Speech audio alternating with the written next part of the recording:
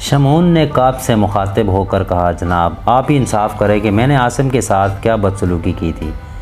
میں نے اسے کام کا آدمی بنانے کے لیے اس کی تعلیم کا انتظام کیا، لیکن جب وہ پڑھنے لکھنے کے قابل ہوا تو اس نے الٹا میرا دشمن بن گیا۔ اس نے 3 دفعہ میرے بڑے لڑکے کو پیٹا، چوتھی بار میرے چھوٹے لڑکے کو ایک سرکش گھوڑے کی پیٹھ پر بٹھا کر چھوڑ دیا۔ میرے پاس بنو خزرج کے ایک معزز شخص عددی کا لڑکا عمیر بھی رہن تھا۔ عاصم کی اس سے بھی نہیں بنتی تھی۔ ایک دن اس نے عمیر بن عددی کو اتنا پیٹا کہ اس کے منہ اور ناک سے خون بہنے لگا۔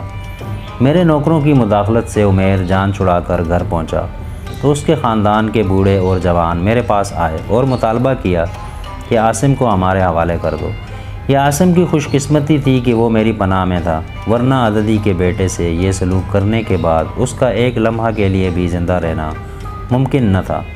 میں نے بڑی مشکل سے ان لوگوں کو سمجھا بجھا کر رخصت کیا۔ چند دن بعد مجھے معلوم ہوا کہ اوس اور خزرج پھر کھلے میدان میں ایک دوسرے کا مقابلہ کرنے کی تیاریاں کر رہے ہیں، تو مجھے ڈر تھا کہ اوس خزرج کا مقابلہ کرنے کی سکت نہیں رکھتے، اس لیے میں نے نوکروں سے کہہ دیا کہ وہ عاصم کا خیال رکھیں۔ چنانچہ لڑائی سے ایک دن قبل ہم نے اسے ایک کوٹھڑی میں بند کر دیا۔ میرا قیاس درست نکلا۔ اس لڑائی میں بنو اوس کا بہت نقصان ہوا۔ عبیرہ کا ایک بیٹا اور اس کے بھائی کے 2 بیٹے مارے گئے اور میری وجہ سے عاصم کی جان بچ گئی، لیکن اس نے مجھے احسان کا بدلہ یہ دیا، جب اس کی کوٹھڑی کا دروازہ کھولا گیا تو وہ باہر نکلتے ہی مجھ پر ٹوٹ پڑا۔ یہ دیکھیے، شمعون نے اپنا منہ کھول کر دانتوں پر انگلی پھیرتے ہوئے کہا، میرے 3 دانت اب بھی ہلتے ہیں۔ عبیرہ نے فخریہ انداز میں کہا، یہ تم سے کس نے کہا تھا کہ میرا بھتیجا موت سے ڈرتا ہے؟ تم تو بنو خزرج کو یہ بتانا چاہتے تھے کہ لڑائی کے دن تم نے ہمارے ایک شیر کو باندھ کر رکھا تھا۔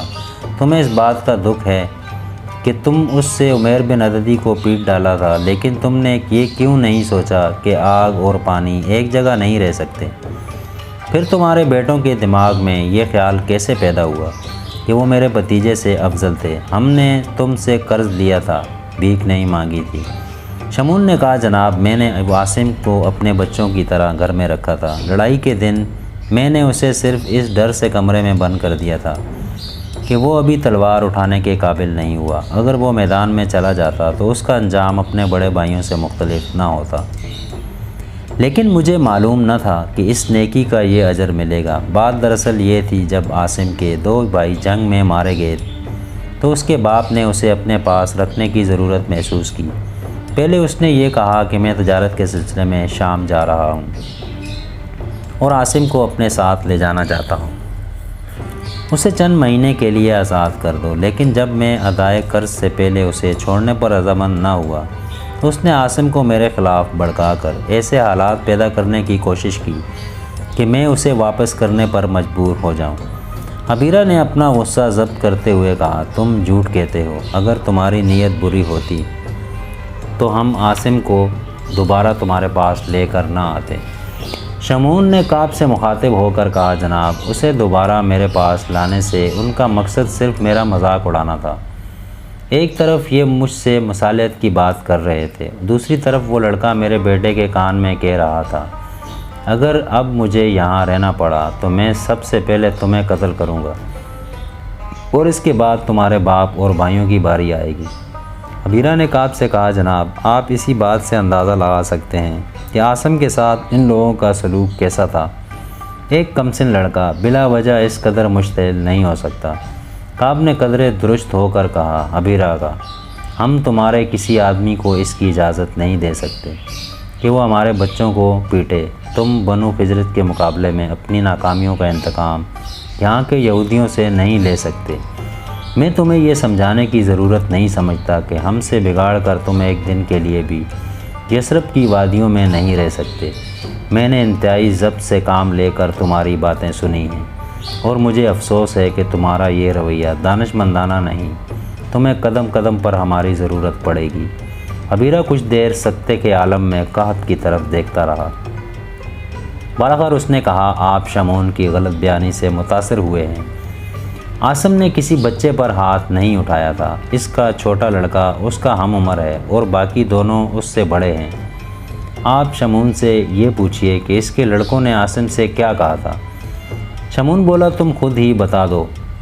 انہوں نے کہا تھا کہ آئندہ ہم قرضہ مانگنے والوں سے لڑکوں کی بجائے لڑکیاں رہن رکھنے کا مطالبہ کیا کریں گے۔ عددی کا بیٹا بغیرت تھا، وہ یہ برداشت کر گیا، لیکن عاصم اس سے مختلف تھا۔ شمعون نے کہا یہ بالکل غلط ہے۔ بات یہ تھی کہ لڑکے عمیر کے ساتھ مذاق کر رہے تھے اور عاصم نے پہلے اسے بغیرتی کا طعنہ دے کر اکسانے کی کوشش کی، لیکن جب وہ اس کی باتوں میں نہ آیا تو اس نے بذات خود میرے لڑکوں سے لڑنا شروع کر دیا۔ وہ ہمیشہ میرے لڑکوں سے الجھنے کے لیے کسی بہانے کی تلاش میں رہتا تھا، اور عمیر سے اس کی عداوت کی سب سے بڑی وجہ یہ تھی کہ وہ میرے بیٹوں کے خلاف اس کا ساتھ نہیں دیتا تھا۔ عبیرہ نے کہا جناب آپ خود ہی انصاف کریں کہ یہ کیسے ہو سکتا ہے؟ شمعون کے بیٹوں نے بنو خزرج کے ایک لڑکے سے مذاق کیا ہو اور عاصم کو پیش آ گیا ہو۔ بات دراصل یہ تھی کہ انہوں نے ان دونوں کی عزت پر حملہ کیا تھا۔ عمیر نے اپنے خاندان کی توہین برداشت کر لی، لیکن عاصم برداشت نہ کر سکا۔ اس وقت اس کی عمر 12 یا 13 سال سے زیادہ نہ تھی، لیکن شمعون آج تک ہم سے انتقام لے رہا ہے۔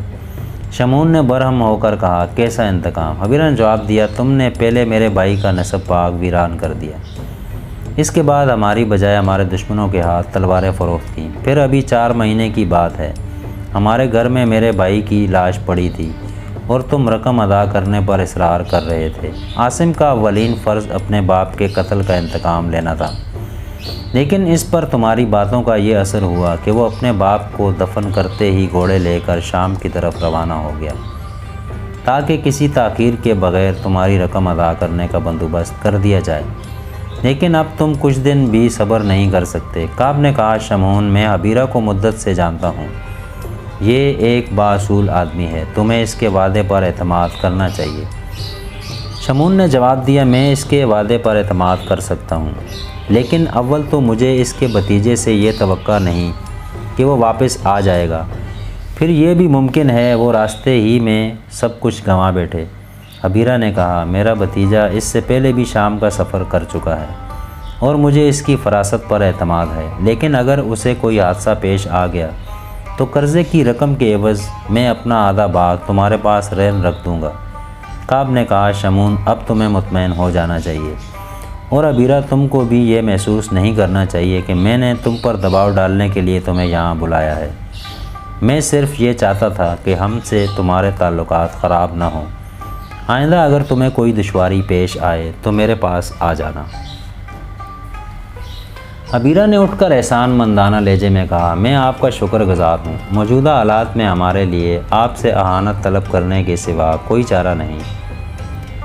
ہم صرف یہ چاہتے ہیں کہ اگر آپ لڑائی میں ہمارا ساتھ دینا پسند نہ کریں تو بھی ہمیں اتنا قرضہ ضرور دے دیا کریں کہ ہم بنو خزرج سے برابر کی ٹکر لے سکیں۔ ہمارے قبیلے کے معززین کا ایک وفد آپ کے پاس آنے والا ہے اور مجھے امید ہے کہ آپ انہیں مایوس نہیں کریں گے۔ کعب نے جواب دیا تم اطمینان رکھو، ہم نے پہلے بھی تمہیں کبھی مایوس نہیں کیا اور اب بھی اس شکایت کا موقع نہیں دیں گے۔ ہم بنو خزرج کو بنو اوس سے افضل سمجھتے ہیں اور ہم بھی کبھی آپ کو یہ کہنے کا موقع نہ دیں گے کہ بنو اوس احسان کا بدلہ دینا نہیں جانتے۔ عبیرہ یہ کہہ کر وہاں سے چل دیا اور اس کے ساتھ ہی اس کے پیچھے پیچھے ہو لیے۔ کعب کچھ دیر ایک معنی خیز مسکراہٹ کے ساتھ اس کی طرف دیکھتا رہا، اور جب وہ نخلستان میں غائب ہو گئے تو شمعون سے مخاطب ہو کر پوچھا شمعون اب تم بتاؤ سچ کیا ہے؟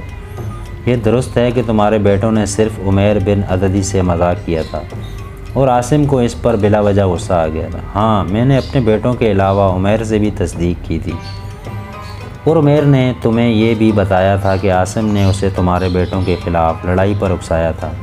ہاں، تو اس کا مطلب یہ ہے کہ عاصم اوس اور خزرج کے عام لڑکوں سے مختلف ہے۔ جی ہاں، وہ جس قدر ذہین ہے اسی قدر خطرناک بھی ہے۔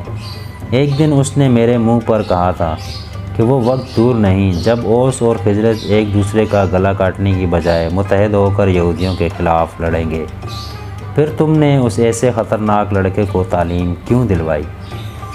شمعون نے پوچھا جواب دیا، جناب جب وہ میرے پاس آیا تھا تو اس کی عمر زیادہ نہ تھی، وہ باتوں سے بے حد ذہین معلوم ہوتا تھا۔ میرا خیال تھا کہ وہ بڑا ہو کر میرے کاروبار میں ایک اچھا معاون ثابت ہوگا اور شاید واپس جانا پسند نہ کرے۔ پھر مجھے یہ بھی امید تھی کہ اس کا باپ میرا قرضہ نہیں اتار سکے گا اور اسے مجبوراً میرے پاس ہی رہنا پڑے گا۔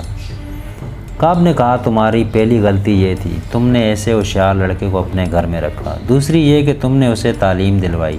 تیسری یہ کہ جب وہ بڑا ہو کر لڑائی میں حصہ لینا چاہتا تھا تو تم نے اسے کوٹھڑی میں بند کر دیا۔